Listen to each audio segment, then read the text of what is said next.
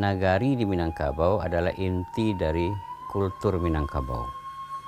Inti Minangkabau dimaksudkan habis nagari, tidak ada lagi Minangkabau. Nagari itu kekuatannya pada adat Selingkah Nagari. Adat Selingkah Nagari kekuatannya pada sako pusako Selingkah kaum. Jadi nagari itu bisa habis kalau habis kaum dan sako pusako Selingkah kaum. Habis nagari. Habis nagari, habislah Minangkabau.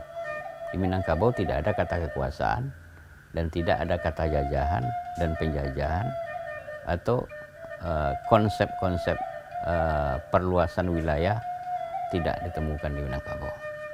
Jadi nagari itu simbol entrepreneurship orang Minangkabau. Karena itu orang luar menyebut orang Minangkabau ini ekonomikus. Tak ada keuntungan dia tidak akan kerjakan. Ya.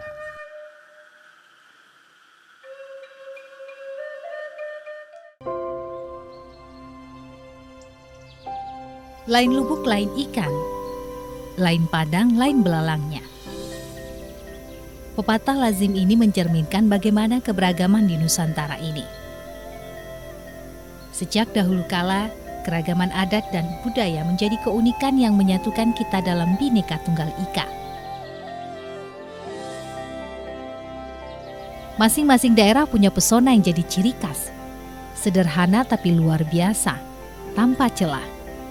Jadi peninggalan bagi anak cucunya yang diteruskan hingga kini. Menyatu dan bersinergi dengan perubahan saat ini, salah satunya nagari.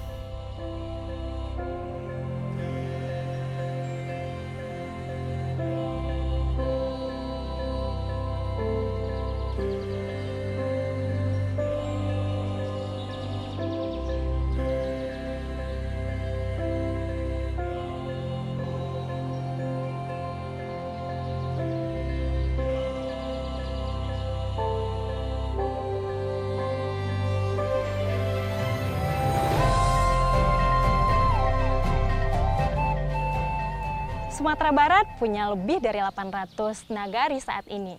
Terbanyak ada di Kabupaten Pesisir Selatan. Terbentuknya satu nagari bukan tanpa syarat. Ada beberapa hal yang harus dipenuhi secara aturan adat. Nah, kita akan mengulasnya satu persatu.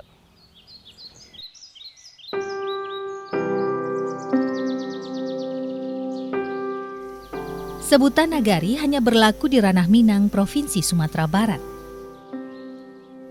Batas wilayah administratif ini sekelas dengan kelurahan jika di provinsi lainnya di Indonesia.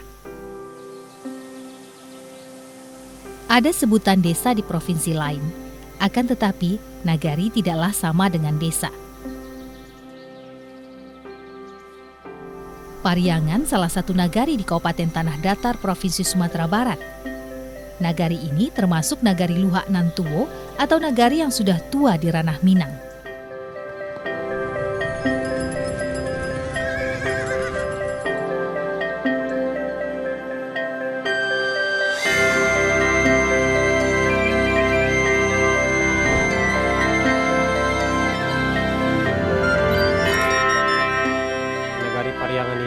Dalam Tambo Minangkabau itu dikatakan sebagai nagari asal Minangkabau.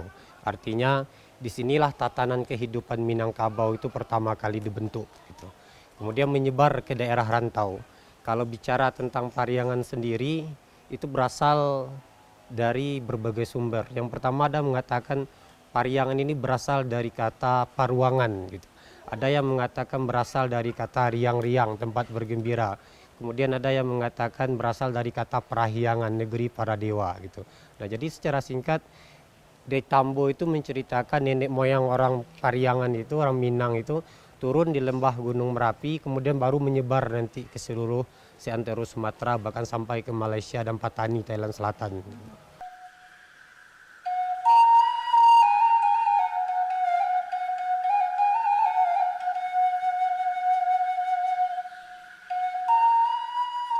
Nagari Pariangan terletak di sebelah tenggara Gunung Merapi, gunung yang terkenal di Sumatera Barat.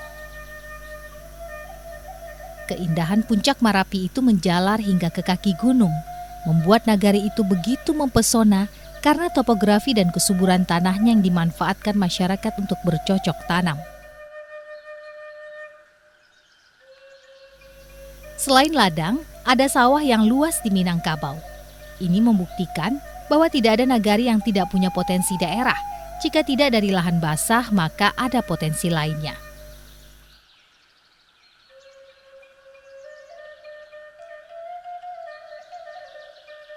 Sejak dahulu hingga kini, undakan-undakan sawah tak henti memutar roda perekonomian warga nagari Pariangan ini.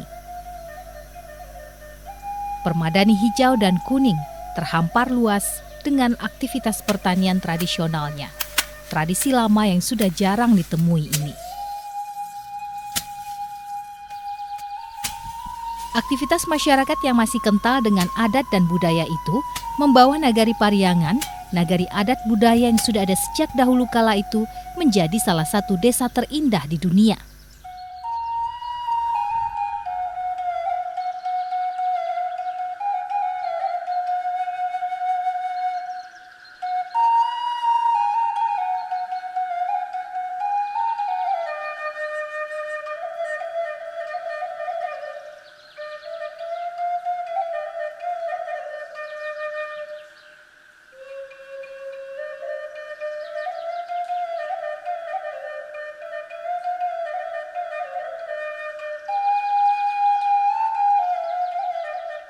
Nagari di kaki gunung ini terdiri dari 4 jorong, wilayah yang lebih kecil lagi yang dihubungkan oleh labuh atau jalan-jalan besar yang menjadi pelengkap terpenuhinya syarat adat nagari. Jorong menjadi bagian utuh dari nagari Pariangan. Sejuta cerita dan pesona nagari Pariangan berasal dari alam maupun budaya yang melebur menjadi satu dengan begitu indah.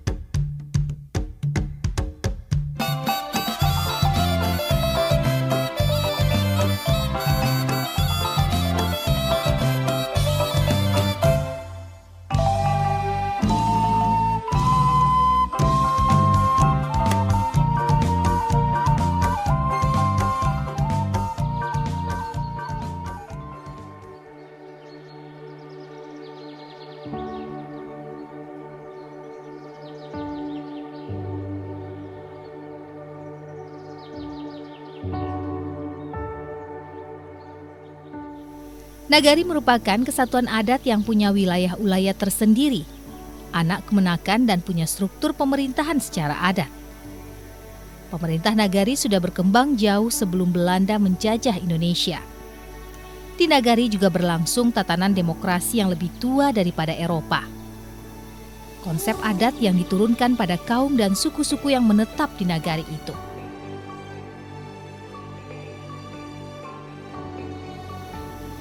Wilayah yang terletak di lingkungan pusat dinamakan jorong, dan yang berada di luar lingkungan itu dinamakan tarata, dusun, koto, yang ketiganya disebut kampung.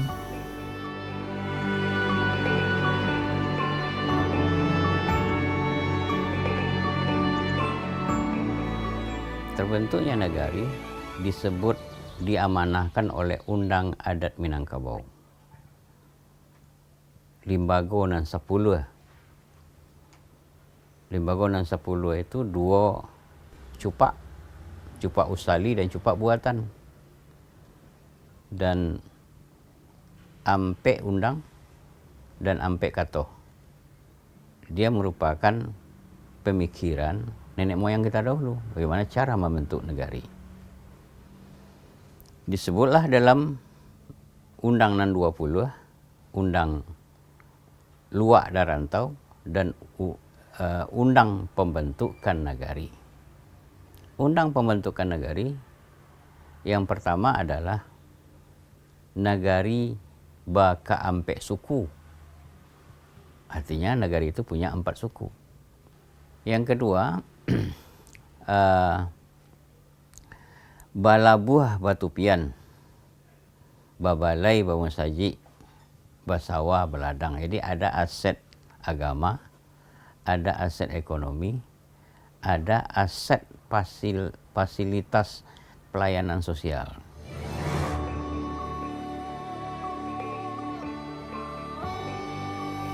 Masyarakat di Nagari Tua Pariangan merupakan masyarakat asli Minangkabau yang turun-temurun mendiami nagari ini. Di sini terdapat suku-suku yang sudah ada sejak zaman dahulu. Sekurang-kurangnya syarat dalam sebuah nagari terdapat 4 suku yang dipimpin oleh seorang penghulu membawahi sukunya.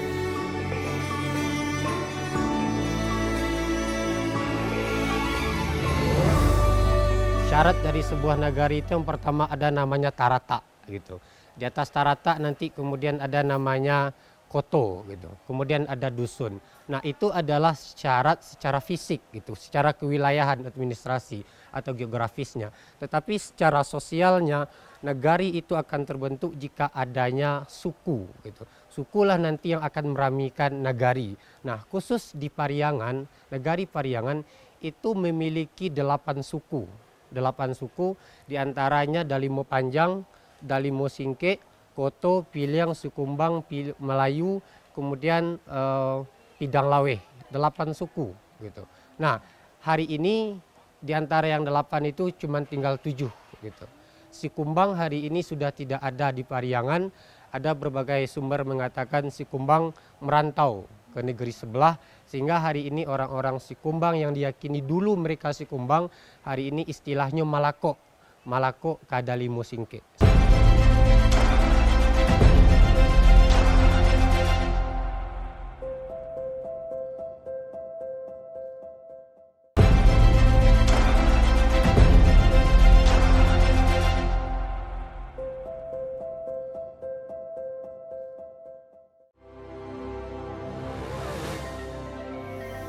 Keindahan alam yang didukung budaya yang kental menjadikan masyarakat asli Pariangan patut jadi teladan. Masyarakat hidup rukun dan damai tanpa mengenal permusuhan. Keberagaman dalam masyarakat bukanlah masalah. Semua hidup berdampingan, terbukti dengan tarekat Islam yang hidup rukun dan damai. Ketiga tarekat tersebut berkembang di surau-surau di sekitar Masjid Islah. Tetapi semua tarekat tersebut akan berkumpul dan melebur satu dalam satu masjid. Masjid adalah lambang kuat agama Islam di nagari. Satu nagari harus memiliki sekurang-kurangnya satu masjid. Masjid Islah melambangkan nagari Pariangan. Ada 8 tiang melambangkan suku. Tiang itu ukurannya berbeda. 4 besar di depan dan 4 di belakang sedikit lebih kecil, dengan makna agama dan niniak mama.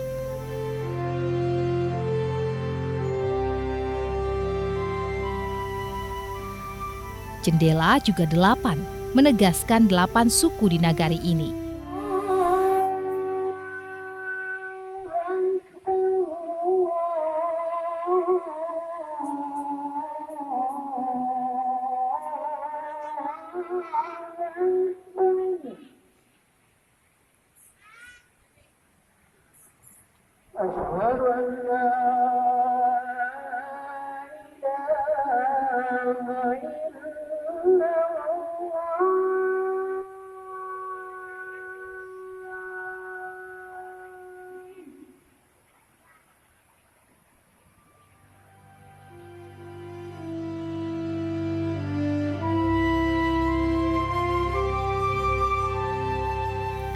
Hal menarik lainnya adalah tradisi masyarakat yang setiap hari mandi di pemandian.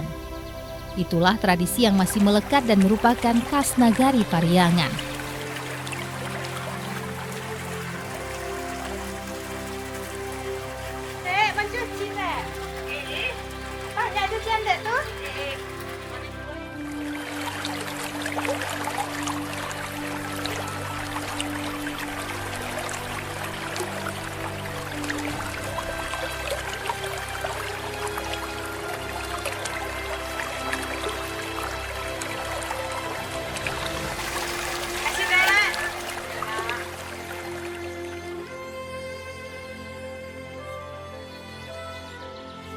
Nagari Tuo Pariangan menyimpan banyak peninggalan cagar budaya, seperti prasasti Pariangan.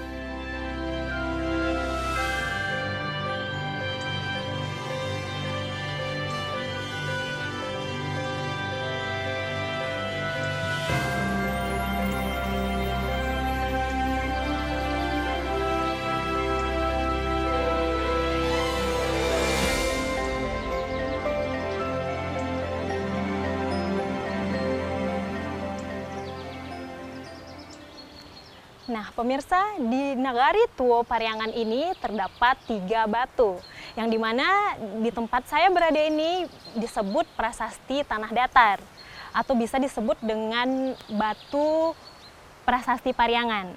Yang di sebelah sana itu disebut batu agam.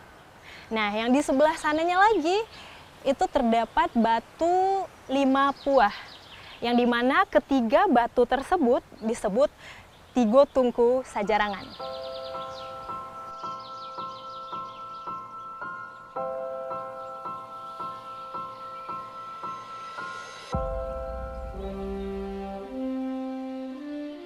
Ada situs cagar budaya berupa kuburan panjang Tante Jogurhano di Nagari Pariangan. Di komplek makam yang terdapat peninggalan budaya batu sandar sebagai tempat duduk tetua adat masing-masing 8 suku untuk bermusyawarah.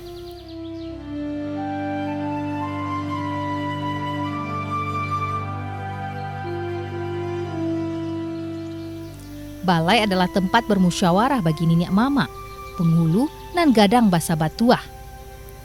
Di balai tersebut mereka mengadakan rapat, membicarakan segala sesuatu yang berhubungan dengan permasalahan masyarakat.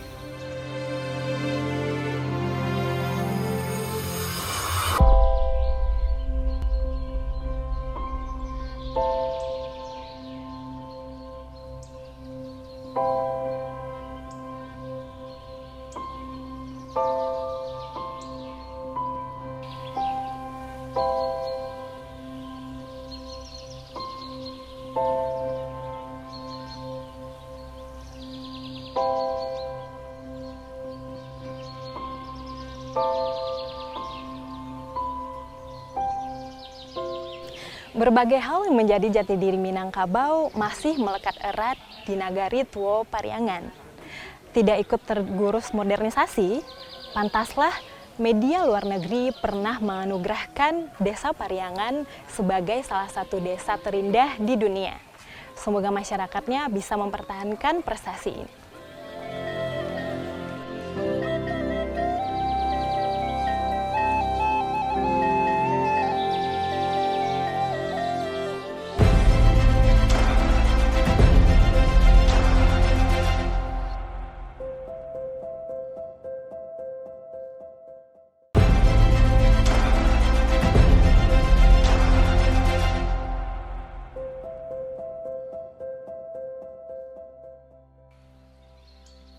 Syarat adat nagari meliputi semua nagari di Minangkabau, tidak hanya Nagari Tuo Pariangan. Dalam wilayah Minangkabau ada yang disebut Lua atau Luha. Lua adalah wilayah gabungan dari beberapa nagari di Minangkabau yang terletak di pedalaman Sumatera Barat, merupakan wilayah pemukiman awal penduduk Minangkabau yang dikenal dengan istilah Dare untuk membedakannya dengan wilayah rantau Minangkabau, baik rantau pasisir di sepanjang pantai barat Sumatera maupun rantau Hilya. Ada kita sebut di Minangkabau rantau. Rantau ya. Kalau ada rantau, tentu ada wilayah inti. Mana wilayah inti? Wilayah inti adalah Luak Nantigo, Luak Tanah Data, Luak Agam, dan Luak 50 Koto. Setelah yang 3 itu, kepemimpinannya diatur oleh undang adat Minangkabau.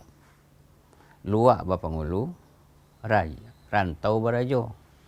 itu adalah merupakan kesepakatan perjanjian Buki Antar tahun 1347.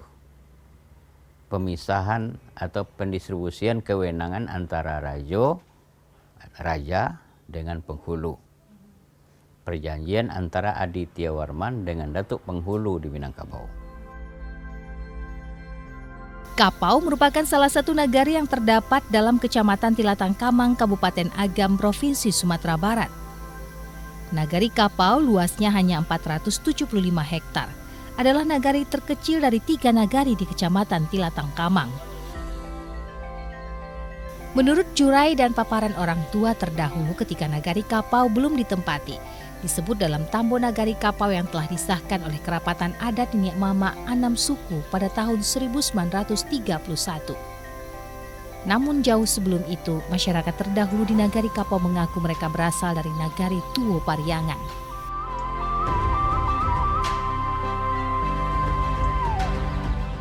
Sama seperti nagari lain di Minangkabau, di Jorong, Ladang Laweh, di Nagari Kapau masih mempertahankan rumah adatnya bahkan berdampingan dengan rumah modern.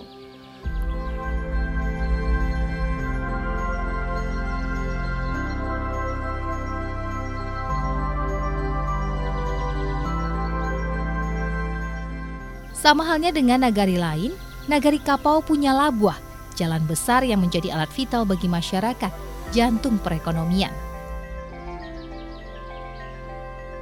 Nagari Kapau punya gelanggang dan lapangan tempat anak nagari dan anak-anak muda bermain.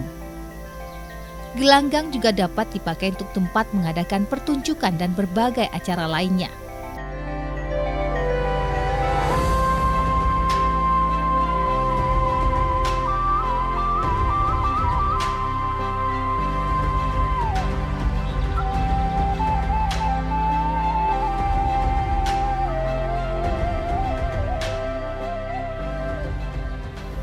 Bapandam Bapak Kuburan artinya adalah ada tempat untuk menguburkan mayat jika ada yang meninggal dunia. Di Pandam Pekuburan tersebut juga tersedia tempat yang cukup untuk mengadakan upacara pekuburan.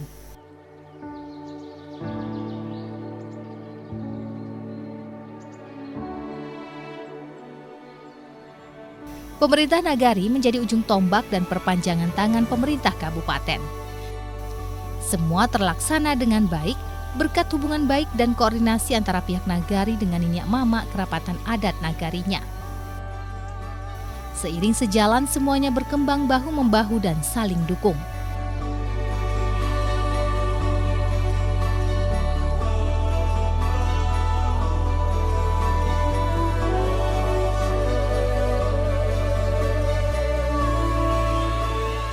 Kelengkapan ada di Nagari Kapau dibilangkan kuku dan juga tapi yang penting kelarasannya keterpilihan.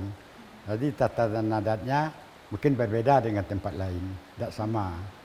Ini mamanya ada yang berpucuk, ada yang berinduk, ada yang berparui. Kalau satu negeri itu harus lengkap.